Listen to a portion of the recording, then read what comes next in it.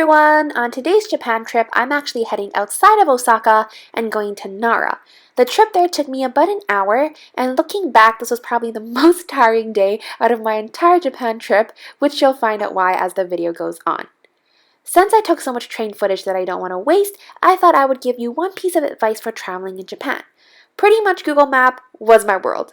Everywhere me and Mickey went, we would Google the address of our next destination, and Google would provide the different trains available, as well as how much it costs to take each line. My biggest advice for travelers who don't speak Japanese, invest in a pocket Wi-Fi, and it will be the best thing you spent money on for your trip. If you would like a little more information on the pocket Wi-Fi, I would be happy to answer them in the comments below or in a future video. So this is one of the mascots, I think. Friend said that in Nara, there's deers everywhere. And oh, he wasn't kidding when he said that there are deers everywhere.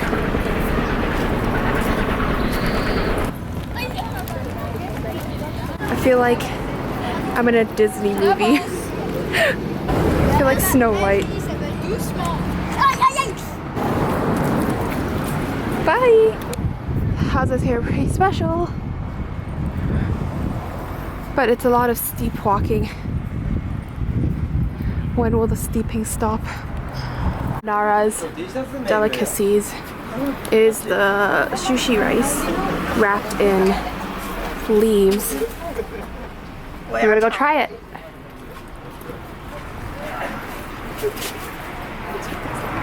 If you're wondering what they taste like, we actually didn't end up trying it because we thought we could buy it after a temple walk, and by then everything was closed. If you get to try it in Nara, please let me know because I'm still sad about this.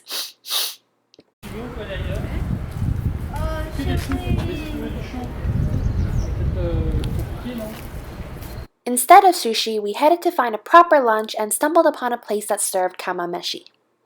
Kamameshi translates to kettle rice and is a traditional Japanese rice dish cooked in an iron pot, a kama. I had kamameshi as a set lunch, and it came with an assortment of pickled veggies, udon, and mochi for dessert. Appearance alone, I initially thought that it looked a little simple, especially in comparison to something like bibimbap. But as I ate this dish, which included shrimp, mushrooms, egg, and unagi, I really appreciated the simplicity of it, and Japanese rice is really the best rice in the world in my opinion. I would recommend this place to try out when you're in Nara.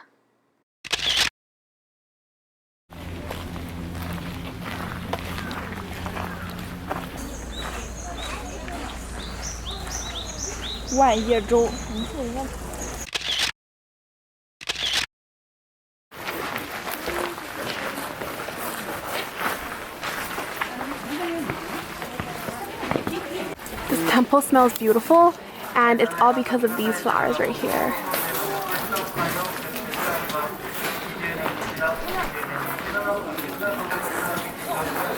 It's like a lavender field.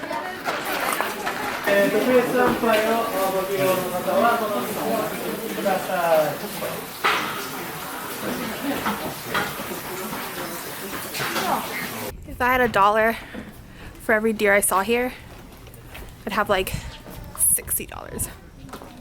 Probably more than that. Hey! Hey! Stop! In Chinese,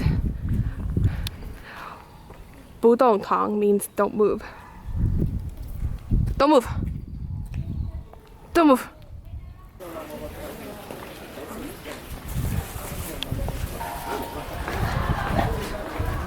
There's a field trip, so there's many students laughing. Why? Almost tripped. Look at this cool looking house. Look. They have a doorbell. Impressive. That's Mickey for scale.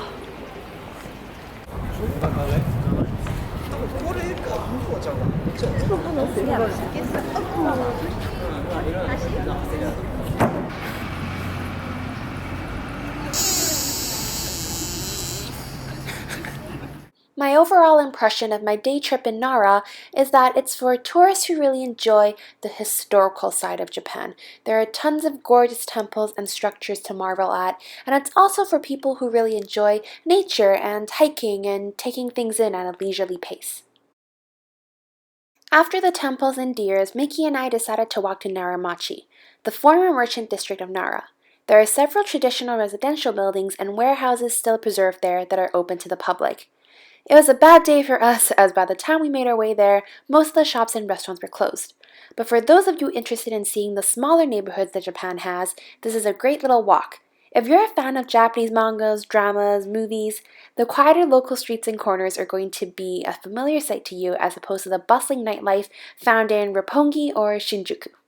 Although I was already super tired at this point, I was still glad I got to take a walk in this area, especially when it's not crowded with tourists, as I was able to really take everything in. So we just finished going to all the temples and we were going to Naramachi, and turns out everything closes either at 4 or 5. It's a Monday here. Some stores don't even open. So I didn't really get to try the leaf press sushi, but that's okay. Now I know, and for everyone else here who comes to Nara, buy stuff early and preferably don't come on a weekday. Still pretty though. We managed to get some stuff. So we got, totally forgot what this was. Oh, it's 那个糖嘛. Yeah. We got these bean looking candy. And then we got this. And the other day we went to the aquarium. We also got some fresh dried fruits with no added sugar, no added seasoning. And we got strawberries, blueberries, and cranberries.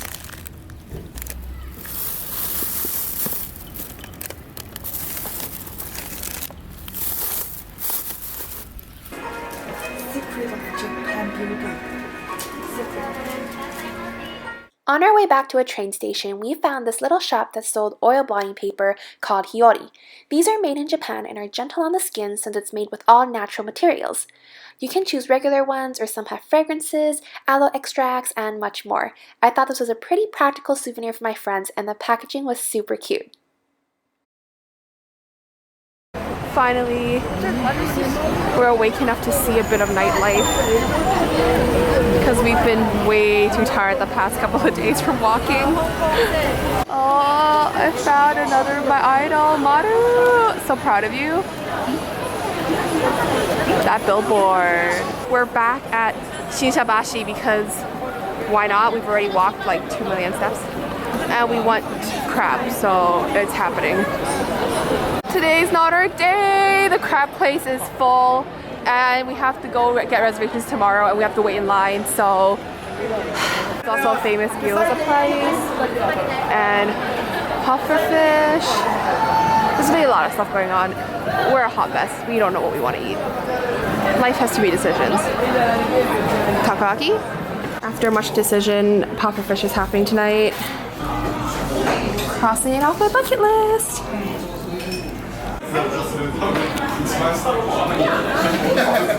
There's a couple of choices to choose from. They even have blowfish karage, and then they have grilled.